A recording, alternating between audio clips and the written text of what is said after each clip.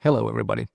Today I want to talk about the Hugging Face Kernels Library, and also let's do a small demo on actually building a real kernel and then use sort of like the kernel library to package it, distribute it.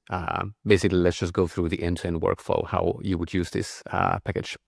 Essentially, this is a talk I gave a week ago at a live event, and this video is sort of like a short condensed version of that talk, and especially with the focus on the live demo. So we're actually going to do some coding together here. But first, the main question is, what is the Hugging Face kernels library? What does it do? Why does it exist? A very simple example is the one I have on the right. It's copied from the documentation. So we import Torch, we import kernels, get kernel function, and here we can specify a remote kernel. So this points to a repository on the Hugging Face hub with some pre-built artifacts. And those are basically the compiled kernels. We also specify a version, and then we can call any function that this kernel exposes. So this is sort of like the very simple, minimal example of how easy it should be to use a kernel. So essentially, the kernels library doesn't tell you sort of like how you implement a kernel per se, but it's more sort of like a standardized interface to sort of like say that, hey, you should basically structure and format your kernels in this way, compile them, upload them to the Hugging Face hub, and then anyone can use them very easily through this way. And we'll get through sort of like all the details on kind of like what all niceties this gives you, but this is sort of like very simply the package that you get. We also include some nice ways of how to build the kernel itself. We'll get to those later. And most importantly here, notice that the sort of like specific kernel itself it's not pip installed. So it won't live in your site packages. It won't live in your virtual environment. It'll be an artifact that's on the Hugging Face hub, or it can be on your local disk, network storage, wherever you choose to sort of like store the artifact. And then it'll be pulled into your code at runtime based on sort of like what is the version of PyTorch, what is the version of Python, what is the machine that you're running on. Are you running on a CUDA device or Metal device? And all of sort of like these details. So this also means that you can do a lot of nice tricks around it that we'll get to later as well. When we talk about kernels, we usually mean these different three things. So we have basically, for the person who wants to use kernels, this is the thing we just saw. You want to pip install the kernels package, download them from the hub or wherever, and just start using them. Then for those who build kernels, we have something called the kernel builder. That's basically the way to build, package, make sure your kernels are following a standardized format, potentially upload them to the hub or wherever you want to store them. And then finally, if you just want to look at kernels, we maintain a set of state-of-the-art kernels, the pre-compiled on the Hugging Face hub under the kernels community, which you can have a look at as well. So why would you use the kernels library, or sort of like what are the problems that we try to solve? Quickly already mentioned that you can basically store them wherever you want. They're sort of like portable artifacts that you can have on the hub, on your local disk, wherever you want. But one nice thing, instead of having kernels installed as pip packages, is that now you can have multiple versions of the same kernel. So if you pip install, for example, a ReLU kernel, you know that you can only have pip install, name of the package once, and then you'll have naming conflicts if you try to pip install something again, or you need to sort of like hack your way around it. Well, this is something that's kind of like natively built in to kernels. So you can have several kernels named, for example, ReLU, and they will have different unique hashes appended to them, so you won't have naming conflicts in Python. Importantly as well, we sort of like, if you follow the kernel builder, you make sure they're compliant with it.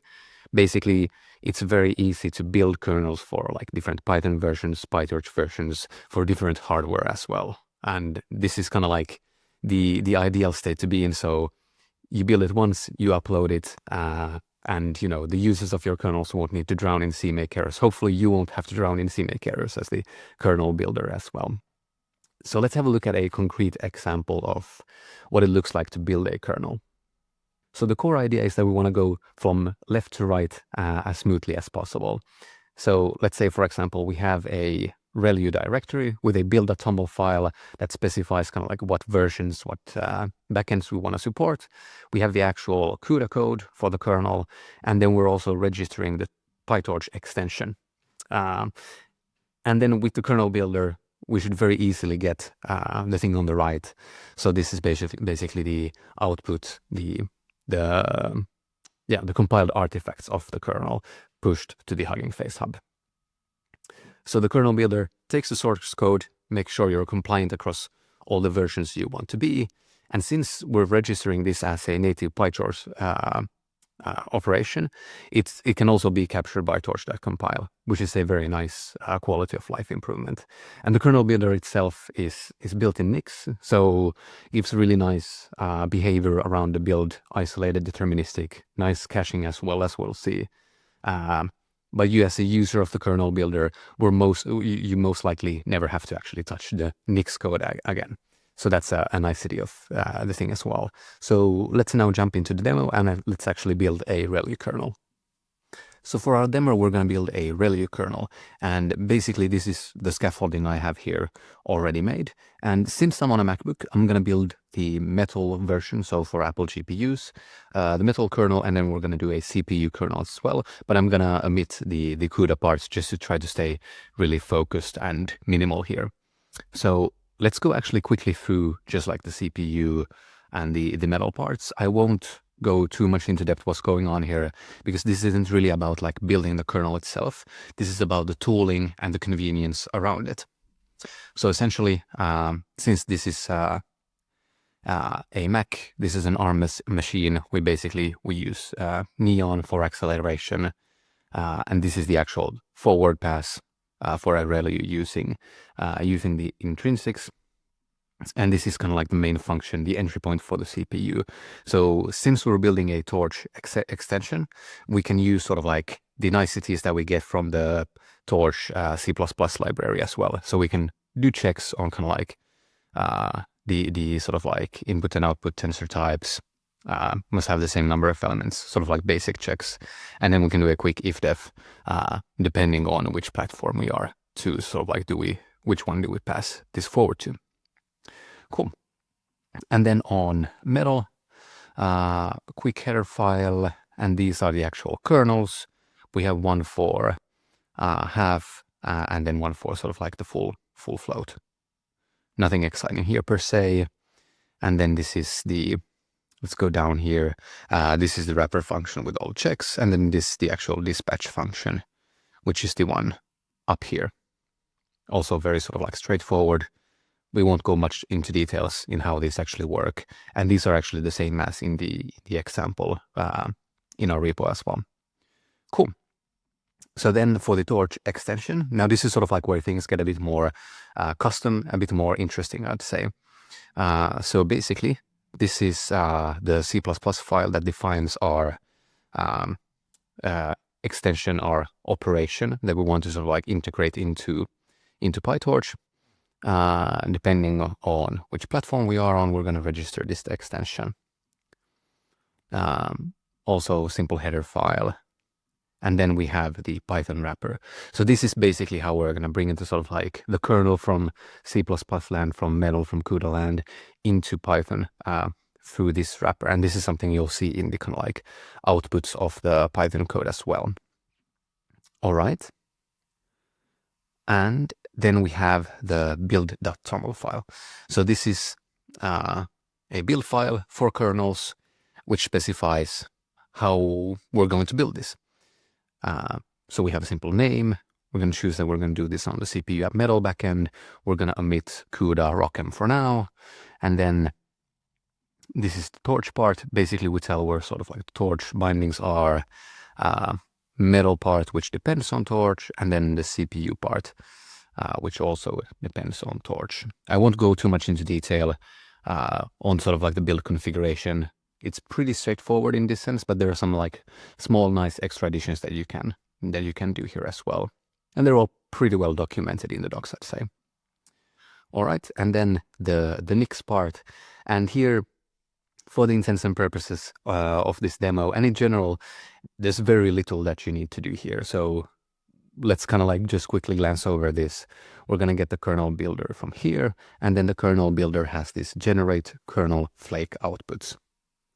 And that's kind of like, let's just leave it at that. You don't need to necessarily know more about that.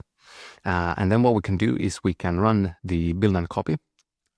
So in this case, since everything is cached, so I'm using the Hugging Face cache that's provided. So basically it gives me a lot of the sort of like build to see, make all of these like nice binaries already pre-built, so I don't need to do anything regarding that. But we can kind of like, we can do a small, let's see, sort of like if we do a small, let's just do like that. I think this should trigger a sort of like a rebuild. Yeah, exactly. So now it just won't simply copy. So now we actually get a sort of like real build, but still using a lot of the cached artifacts. Cool. And now everything has built for us. So let's close that and let's look at the build output. These are actually not needed, so we can delete those. And here you can see basically the sort of like build matrix that we made for ourselves. So we have 4 different build outputs. 2 for Torch 2.9, so a CPU and metal kernel, and then we have for Torch 2.10 a CPU and metal kernel. And here we can see this sort of like the unique idea that's kind of like appended. This is the actual SO file, so this is the actual built, the compiled kernel, and this is the ops file. So this is basically what we defined earlier. So the thing that gets exposed to our Python code. And you can see here sort of like this imports ops from ops, which is this thing which imports this, which has the ReLU metal underscore 3pn, which is the same as this thing. So this is how we're importing this. Hopefully this makes sense. And now a quick usage example as well. So just using a UV script here. So we have Torch 9 kernels imported, and now we're using the get local kernel function. So we're just pointing it to a local path. And note here that we're not specifying which of these we're going to choose. We're just saying like, hey, this is going to be here in the ReLU directory. We're going to get that, print that. Then we have some very, very simple tensor on the Apple GPU, Torch float 16, and then we're going to do a ReLU on that. So let's see how that looks like. Cool. So we can see that when we print ReLU, it basically generates this object at this place. So we can see that the runtime correctly inferred that I'm running Torch 2.10. I'm on Apple, I'm on Metal, so this is the kernel. This is the thing that out of these 4 that we're going to choose, this is the correct one. And that's nicety. So we don't have to specify here anything regarding sort of like which one of them. We don't need to know sort of like which device we're going to be on. I can run this here on my Mac. And then if we'd have, for example, let's say a CUDA version, I could run this same code on a CUDA device and it would get the CUDA compatible kernels. And then you can also just kind of like prove that this all works end to end. Our leader tensor gets ReLU'd, so the negative values become 0, the positive values are untouched. So lastly, I just want to give a quick mention about the documentation. So if you're excited about using kernels or building your own kernels, you should check out the documentation. It's up to date and filled with some nice examples on basic usage. We didn't even touch on sort of like the layers part. That's out there. That's for you to explore. Hopefully this was an interesting intro to the kernels package. If you have any questions, anything that comes up, feel free to get in contact with us. And yeah, happy hacking.